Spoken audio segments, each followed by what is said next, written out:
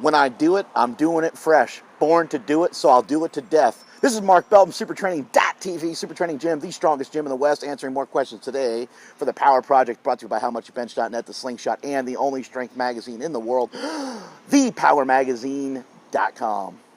Questions for today. We got 2 questions. They're both about deadlifting. One question comes from Adam Woolheater. He's having a tremendously hard time increasing his deadlift. And he said that he used to weigh 240. Things were a lot easier then, and he was pulling around 600 plus. And now at 220, he can't imagine even pulling 600. So, well, no shit, right? When you lose some weight, there will be a compromise in strength. Sometimes you hear people say they lose weight and they gain strength here or there, but typically, if you're going to lose some weight, 20 pounds or more, there will be a slight compromise. Not everyone can look like Dan Green and Stan Efferding, look like a savage, and then lift like one as well. So keep that in mind. But also realize that you can increase your strength again. You can get that strength back. One thing you need to realize, whenever you're struggling, whenever you're frustrated, and trust me, I get frustrated with lifting like you would not even believe. I love this sport just as much as the next guy, and maybe even more so at times. And just like a lot of you out there, I care about my lifts. I go home and cry on my way home from the gym and then drown my sorrows in Ben & Jerry's, just like you do at home. Don't lie. I see you guys throwing away the lid of the Ben & Jerry's, not even thinking twice about it, not even thinking about saving any for anybody else or saving any for later. You just throw away the lid with no thought or concern at all. You're going to eat the whole entire pint. I've actually kind of moved on to gelato, which is fantastic. Talente gelato. Mwah. Anyway, that's another topic for another day. But what you're going to have to do when you're getting depressed and you're getting sad about your lifts, what you need to do is you need to figure out your 20. That means you need to figure out where the fuck you're at. Where are you at, realistically? Where are you at and where are you trying to go? What's your location? Where are you at and where are you trying to go? Once you figure out like kind of where you're at, like let's say 600 is no longer a realistic number at this point. What is that real number? Is the real number 560 now? Can we deadlift 560 any day of the week? Is that where we're at? Or are we at 550? Figure out that number. Once you figure out where you're at, you can start to figure out where you want to go. And once you figure out where you want to go, you can figure out how in the fuck are you going to get there. That's going to be crucial. So it sounds like to me, Adam Woolheater, triple dipper on the Power Project, it sounds to me like you are deadlifting too much. You're overly concerned about the deadlift. I mean, you hear this stuff all the time in sports. You'll hear about a guy who's really struggling with his free throws, or he's really struggling at the plate in baseball. And they're saying, man, he's been practicing so hard. He's been really working hard at it. He's been working with all these different coaches, and he's been doing this, he's been doing that. And it comes to the moment of truth. It comes to the game's on the line, and the freaking guy strikes out, or he misses the free throw, or whatever the case is. Speaking of free throws, I don't know if he still has the record, but do you guys know that Shaq held the record at one point for making the most free throws in a game? He was like 21 for 21. Does anybody realize that? Anybody out there know that? I don't know if he still has a record, but he made look it up, man. He made like 21 of 21 shots. Shaq, right, the guy that bricks the ball and nearly breaks the backboard every time he shoots a free throw. Anyway, I always thought that was an amazing stat. It was in college when he was at LSU, by the way. I believe. Maybe I made that up. I don't even know. Let's get back to the matter at hand. Adam Woolheater has some trouble with his deadlifts, and we have to figure out a way to help him. So, let's give you a couple options. Option A is to just deadlift heavy every other week. Do some form of heavy deadlift every other week. Option B is, and in your in-between weeks, don't do any form of deadlifting. So option A, heavy every other week. Option B, don't do any form of deadlifting in those in-between weeks. Now, you can do a squat. You can do like a low box squat, or you can do something of that nature. You can do, you can work your lower body. You can work your lower back via doing some like reverse hypers or back extensions, things like that. But keep the weights out of your hands. Option number B. Option number B would be to just simply incorporate the conjugate system. It sounds like you're already trying the cube method, but I kind of question on how you're going about doing that. So let's have some fun here. Let's screw some shit up and let's have some fun. Let's mix some things up. Let's employ the conjugate system into your training, and let's get some rep records with some different weights. Let's find a rep record with 500 pounds. Let's find a rep record with 450, and let's find a rep record with 405. You don't have to do that all in one workout, but let's start to establish some rep records. Let's also get away from heavy deadlifting from the floor, and let's either make the lift harder or make the lift easier. Now, you want to feel good about yourself, let's have you go in and do a triple on a reverse band deadlift. You know, hopefully you're handling like 570 or 550 on a reverse band deadlift for a triple. Sometimes you got to throw yourself an underhand pitch because sometimes you feel like shit about yourself, right?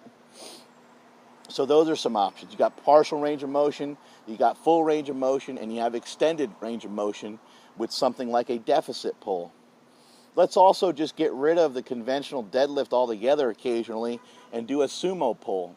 So what I want you to do, right now, I want you to write down 5 deadlifts that are not a regular conventional deadlift from the floor. You can even add bands or chains in there, which would then mix things up, which would not be a regular deadlift from the floor. So write down about 5 of them. Start to attack those, start to get after those, flip those around, switch them up a little bit here and there. And then gradually work your way into retesting yourself. But you have to rebuild. You have to rebuild your strength right now, and you don't have to test it. Have fun. Have fun in the gym. How are you going to have fun? The only way you're going to have fun in life and anything is to kick a lot of ass. My son plays baseball. The beginning of the year, he was, as far as the best player on the team, he definitely wasn't it. Now we're at the end of the year, and he's probably the best player they have. And also, what's he doing? He's having a lot of fun. Because as he got better, he started to realize how fun this can be. Like, yeah, I can catch the ball here, and I can wing the ball over there, and I can make a double play, and I can really help destroy our opponents here. And now he's having a blast with it. He still needs a little work at the plate, but he's doing pretty good.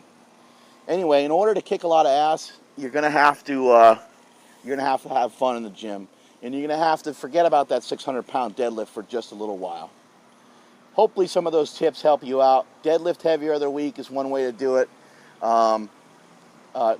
Employing the conjugate system a little bit more and mixing in some cube-like stuff will work. I found myself with the cube that the repetition effort day did not work well for me because I normally went too heavy.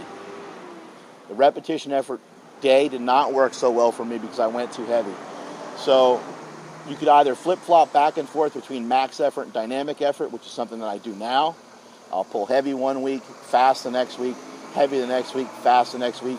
On the days that I pull heavy, I reduce the weight and I employ the Bell-Burdick method and I hit some reps. So let's say I pull 600 for a heavy set of 3. That would be considered a max effort day for me. And then I'll chop it down to 500 pounds or so and try to get as many reps as I can. Maybe I'll do 2 sets, depending on how I feel. Now we got to get to this other question. We don't have a lot of time to do it because I've been babbling on and on forever. But the answer is going to be a little bit similar. We got a question from Andrew Smith. I got to move over here because the guy's got the leaf blower going. Andrew Smith has a question about lower back pain. His lower back is tightening up quite a bit when he goes to do deadlifts, and he just can't seem to get rid of the pain no matter what he does. He's followed some of the stuff from Kelly Starrett, but the lower back keeps getting tight. We have to look at everything you're doing. Everything you're doing. The way you stand, the way you sit. Are you sitting a lot at work? Then stop it. Get up every once in a while. Take a shit. Use the bathroom. Go over to the copier. Go drink some water. Get up as much as you can if you're sitting a lot at work. If you're not sitting a lot at work and that's not a main problem, pay attention to the way that you stand. Standing and sitting can be cancerous to your lower back if you're standing and sitting like an idiot. Also, pay attention to the way that you're sleeping. How's your lower back feel in the morning? If your lower back's real tight, then maybe you're sleeping like an idiot. For myself, I have to have pillows kind of like jammed between my legs because it makes my hips kind of off and feel weird otherwise, and I wake up with lower back pain. So you're gonna have to figure out, what to do with that. Also, speaking of hips, a lot of times our lower back pain, or I'd say 90% of the time, our lower back pain comes from our hips being all jacked up. So you're gonna have to get into those hips, do some stretches for your hips, and figure out some different things to do to get the mobility in your hips a little bit better. Have your, you can go on mobilitywod.com and do some of the stretches there. Let's see. The sun is really annoying. Okay, now I'm in a decent spot. Now I'm in like some alleyway, and I'm gonna get murdered because the guy's got a fucking leaf blower going. Some other things you can do with lower back pain when your lower back is tightening up severely from conventional deadlifts. You can simply do a sumo deadlift. You mentioned that a sumo deadlift doesn't hurt as bad, so I would recommend maybe you do 2 weeks of sumo and 1 week of conventional, or maybe you do it every other week. Do a sumo and a sumo 1 week and a conventional the next. The great Ed Cohn had to kind of do the reverse. He couldn't sumo as often as he wanted because he realized that his hips hurt and that his lifts would go down a little bit from all the squatting. Tons of squatting, fairly wide, and tons of sumo deadlifting. It just beat up his hips too much. It killed him. So he had to use conventional deadlifts. For you, you might have to do something different. You might have to use a 2-to-1 ratio with your sumo pull to your conventional pull. You can also do a sumo conventional pull the way Ed Cohn did. If you look at Ed Cohn's old videos, he used a sumo conventional combo. So that could be a possibility, and that could help raise your regular conventional deadlift. Some other options you have are to do partial range of motion deadlifts. You got block pulls, you got rack pulls, you got let's see, what the hell else can you do?